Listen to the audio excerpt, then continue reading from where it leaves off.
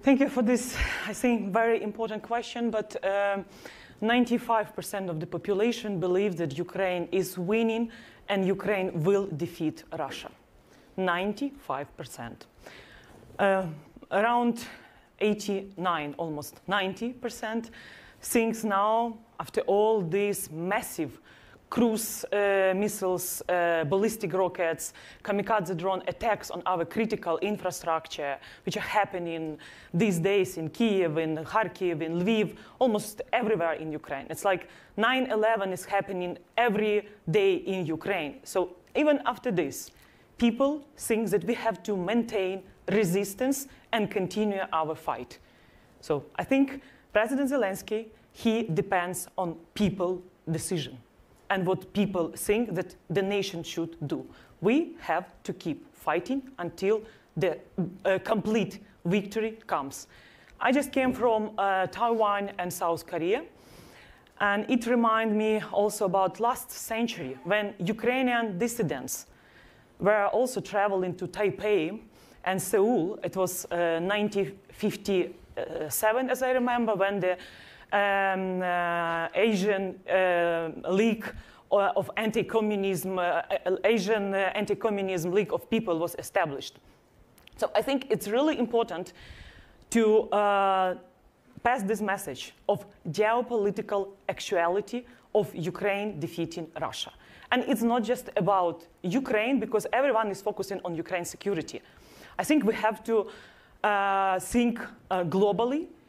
And during the World Movement for Democracy, where different people from 70 countries, from Africa, Latin America, were there, everyone was talking about how to defeat Russian colonialism, Russian imperialism, and why victory of Ukraine is so important. So, and answering on all these peace talks, you know that Ukrainian Council of National Security of Defense, they adopted a decision which, according to this decision, no negotiations with Putin. And this was also public position of our president. So, but what I could say, I remember 2014, 2015, when I entered to the parliament and became the head of the Foreign Affairs Committee. I truly believe at that time that all negotiations will result at least in the ceasefire, long-lasting ceasefire. 8 years of peaceful settlement of Russian aggression, when we were like encouraged that only political diplomatic way is the way to go. Ukrainians, please, do not ask weapons. No javelins for you. We received javelins only in 2016. It was too late. And after 8 years of Minsk Trilateral Contact Group, Normandy format, and many others, we ended up with genocide. So we are facing now, let's be very frank and clear, Russia is committing genocide in Ukraine. And the same what happened in last century in Holodomor, a man-made famine organized by Stalin, when Ukrainians, just because we are Ukrainians, the breadbasket of Europe, we were dying because of hunger, a famine. And at that time, on November 16, the US established diplomatic relations with Soviet Union. And after Holodomor genocide, Holocaust happened. So I think it's really important to learn the lessons from history. And it's not just history within, you mentioned 15 years of democracy. I would say even from the Soviet Union disintegration, because it's really important, and even wider, because Peter the Great, when he renamed Muscovy in 1721, still in the name of Rus. Could you please raise hands who visited Kyiv in this room, audience? So almost everyone. You see the beauty of St. Sophia Cathedral, one of the most ancient.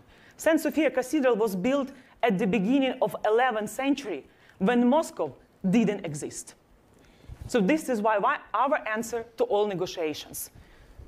It's about defeating Russian imperialism, that they never become a threat, not just for Ukraine, for Belarus, for Moldova, for Georgia, Venezuela, Syria, and not supporting China in potential attack on Taiwan and others.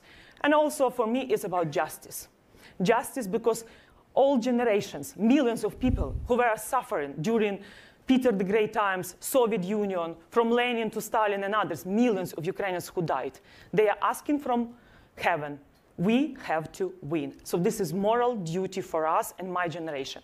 And also as the mother of 12-year-old daughter Sofia for last 9 years, actually I'm sacrificing my maternity because I have to bring victory to my country. But I have no doubt that my daughter's husband and her kids in the future will never fight with Russians, because such threat as Russia or Moscow or Soviet Union will never exist and will never face it.